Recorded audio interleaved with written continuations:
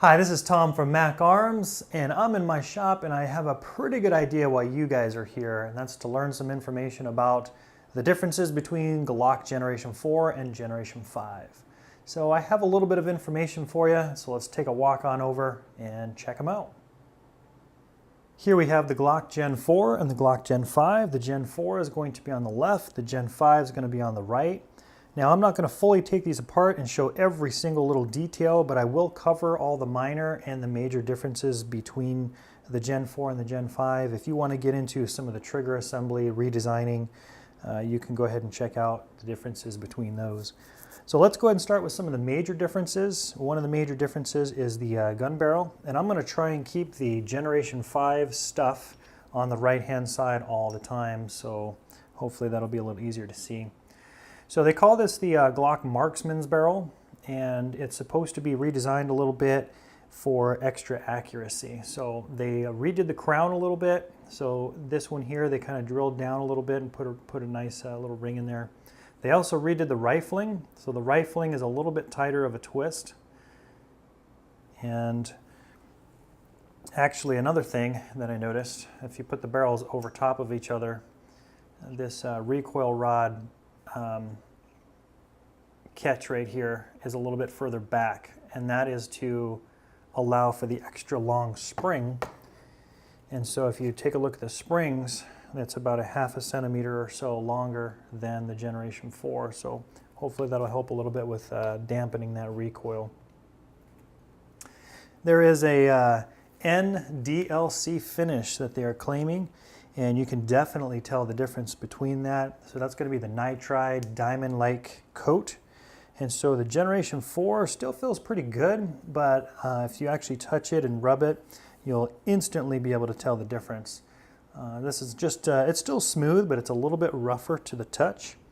And then if you feel the Generation 5s, it's like silk in your hands. The diamond coating is really pretty cool. I love that stuff. And it's supposed to be a little bit harder, a little bit more durable.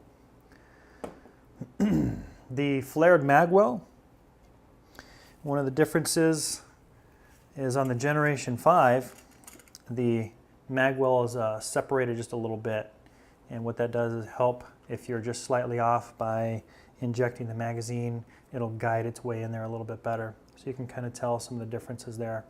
And if I put it that way, you can see clearly the Gen 5 has a flared magwell.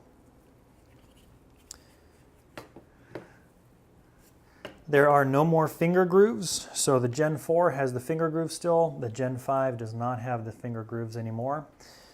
And the Gen 4 has a right-handed slide stop lever. And the Gen 5, the change is going to be they just link the two across, and it's going to be an ambidextrous. So the gun feels really pretty good, the grip in a righty and a lefty, and so now you can operate those with either hand. And those are the major differences. So now let's go over some of the slightly more minor differences. So here we have the locking block. And one of the things that they've done differently, the Gen 4, there's the locking block pin. And so the Gen 5, they just took that pin away. No more pin. It's got a dehorned slide muzzle onto it. And so the Gen 4 looks a little more boxy. The Gen 5 looks much more sleek and kind of futuristic and up-to-date. I like that look. Looks nice. It's got an enhanced trigger spring assembly design. So I did notice that the trigger spring for the Gen 4 is in the back, and on the Gen 5, they moved it to the front. There might be some other designs in there that are a little bit different. It's just enhanced. It's got an enhanced magazine floor plate, so the difference between the two, it's a little bit longer on the Gen 5, and they also curve the edge just to make it a little bit more sleek looking. The Gen 5 also has an orange magazine follower to make that a little bit more bright and brilliant.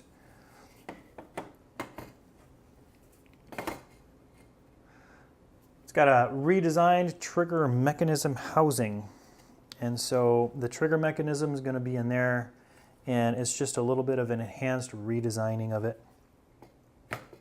from the Gen 4 to the Gen 5. They redesigned the firing pin and the firing pin safety. So here is the Gen 4 and Gen 5 firing pins. And as you can see, the Gen 4 right there, it is kind of flat on one side and kind of rounded on the other. And on the Gen 5, they just rounded the whole thing so it looks like a nice little pin that's kind of all the way around. And the firing pin safeties, the Gen 4 is on the left and it looks just like a little knob, and the Gen 5 kind of looks like a little mountain valley. So they completely redesigned that. It looks a lot different. The scallop cut in the front, so that's clearly visible for a nice little finger catch that's right in there between the Gen 4 and the Gen 5. There is a modified trigger bar, and so the Gen 4 I'll have in front, and so you can just kind of see some of the design work. It's not all that big of a deal. So there's a little punch that's in there. It's not in there, Gen 5. The Gen 4 kind of has a line, solid line going across. This one has a couple different lines going across. So it's just a little bit of a modified design work and trigger bar. They have new extractors. So there's the Gen 4 extractor. There's the Gen 5 extractor. They've got reinforced front slide rails. So the Gen 5 is on the right, and so here's the front slide rails. And you can see the plastic is just a little bit thicker, and they also did the plastic all the way through, all the way around to the bottom of the frame, and that doesn't happen to this one.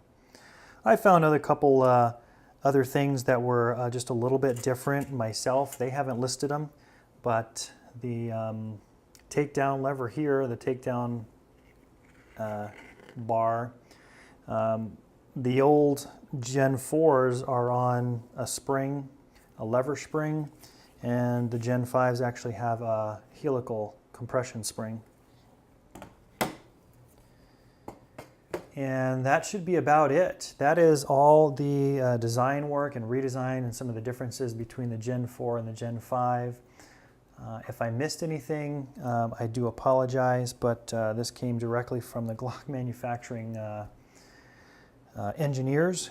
And I appreciate you watching. I hope you found this video useful and informative. Please do me a favor and subscribe, and also share this information with anybody that you can out there. And please don't ever forget, don't let anyone ever tell you how and when you can defend yourself. This is Tom from Mac Arms. I appreciate you watching. Thanks a lot.